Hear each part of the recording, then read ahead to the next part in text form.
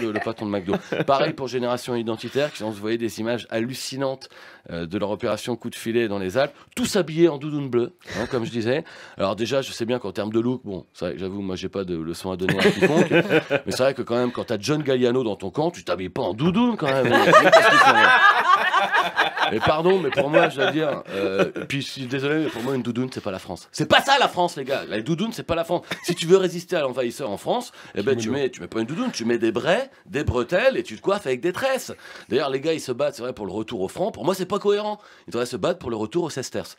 Voilà. Alors, je sais pas, en tout cas, si vous avez vu ces images qu'ont postées Génération Identitaire, à un moment, on voit un membre de Génération Identitaire qui bloque la route à un migrant et le migrant fait demi-tour dans la montagne. Et j'imagine que le caméraman de Génération Identitaire, il a filmé ça, il a dit oh, j'ai des images de dingue, c'est trop symbolique, c'est alors je veux pas les contrarier, j'ai du mal à croire quand même que le migrant est reparti à pied jusqu'à la Méditerranée pour prendre un bateau et ramer en disant ah il va foirer dans les Générations Identitaires, putain. Je pense qu'à mon avis le gars il a contourné un bosquet, il est rentré en France 50 mètres plus loin. Je veux pas aller désolé, mais...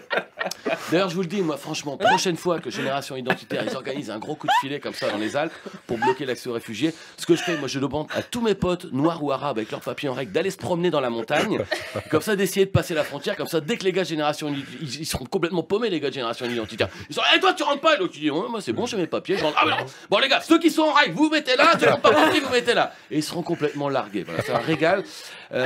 En tout cas, moi, je voulais dire une chose, c'est qu'à l'heure où la haine semble s'organiser un peu partout dans le monde, heureusement aujourd'hui, il reste un pays duquel émerge une lueur d'espoir. Un pays dont on devrait certainement s'inspirer, et je parle bien sûr de la Corée du Nord. Hein, la Corée du Nord, qui est un endroit où ça fleure bon la paix en ce moment. En seulement 2 mois, Kim Jong-un est devenu quasiment le John Lennon du Pacifique. C'est pour ça que j'ai décidé, moi aussi, de mener une action. Je propose demain à tous les gens qui sont de mon avis, on se retrouve à 17h, on va chez le coiffeur, mon pote, et pour montrer qu'on fait partie du groupuscule à Kim Jong-un, on fait tous la même coupe de cheveux que lui. Voilà, voilà, ce sera un peu dur à assumer, mais c'est ce que je propose de faire. Merci à tous. Merci Thomas VDB.